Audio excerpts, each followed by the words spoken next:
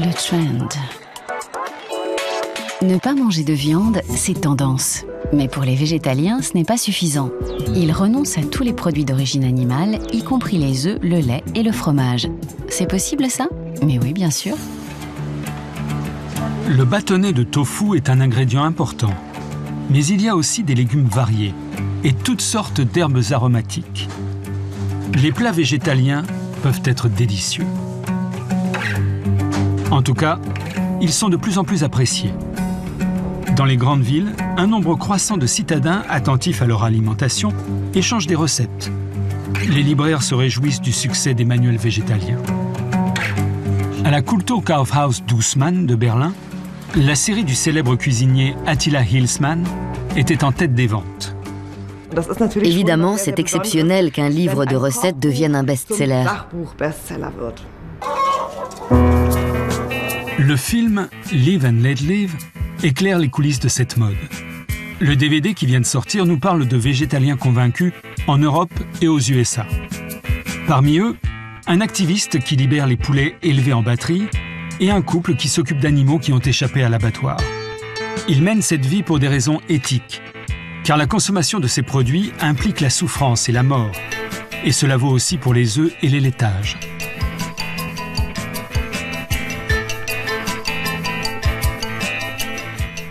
Les vaches laitières doivent mettre au monde des veaux qui leur seront arrachés dès la naissance. Les poussins de sexe mâle, immédiatement après l'éclosion, sont broyés ou gazés parce qu'ils ne peuvent pas pondre. J'ai un jour compris qu'il ne suffisait pas d'arrêter de manger de la viande en acceptant la souffrance des animaux liée à d'autres produits. Lui non plus n'en voulait plus. Ce grand cuisinier de l'Oregon aux États-Unis était autrefois chef d'un restaurant gastronomique. Dans la cuisine de mon restaurant, j'ai tué des animaux de mes propres mains, par exemple des lapins. Si quelqu'un comme moi peut devenir végétalien, tout le monde peut. Il est désormais plus facile de trouver des produits végétariens. Par exemple, dans les supérettes Vegans, qui sont de plus en plus nombreuses en Europe. À Paris, une nouvelle boutique s'est ouverte en début d'année. On y trouve des produits à base de soja, du beurre végétal, des côtelettes à base de protéines de blé. Le concept a été inventé par le Britannique Donald Watson.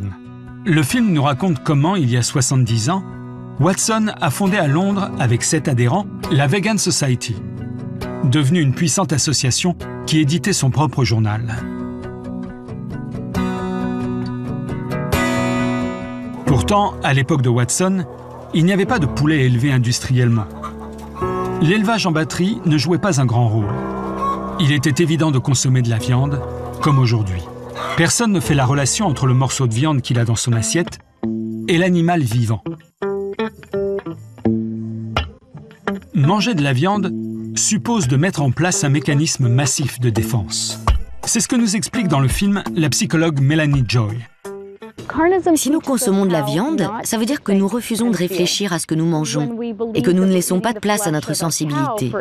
Il est plus que probable que lorsque nous mangeons un steak, nous ne pensons pas à la vache vivante et que nous mettons de côté tout ce qui pourrait susciter un dégoût. Si nous refoulons nos sentiments, nous ne sommes plus capables de voir que nous avons le choix de refuser de consommer. Pour le cuisinier Aaron Adams, la conversion s'est faite brusquement. Et il a ouvert sur le champ un restaurant végétalien. J'étais en train d'ingurgiter une pizza bien grasse, du genre bon marché, avec une portion de viande et une garniture de fromage.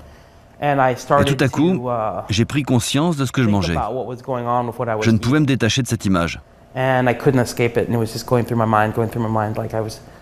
voyais une énorme vache qu'on était en train de mettre dans un immense hachoir. J'ai dû vomir. Je me suis réveillé de mon cauchemar et c'est là que je me suis converti. Les baies de goji, les fruits secs, les produits dérivés du soja sont délicieux. Peuvent-ils remplacer les protéines animales?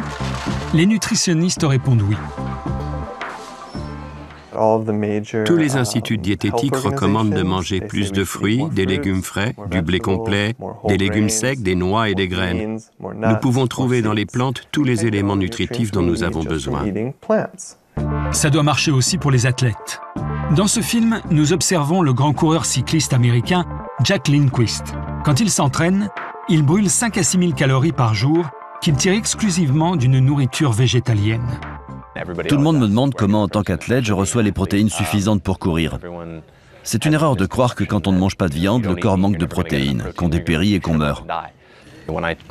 Depuis que je mange végétalien, je retrouve plus vite mes forces et j'ai même plus d'énergie.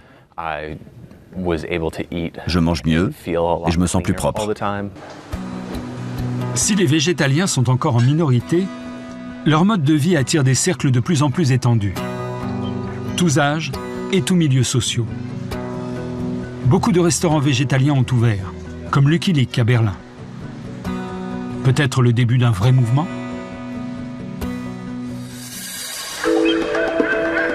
Musique.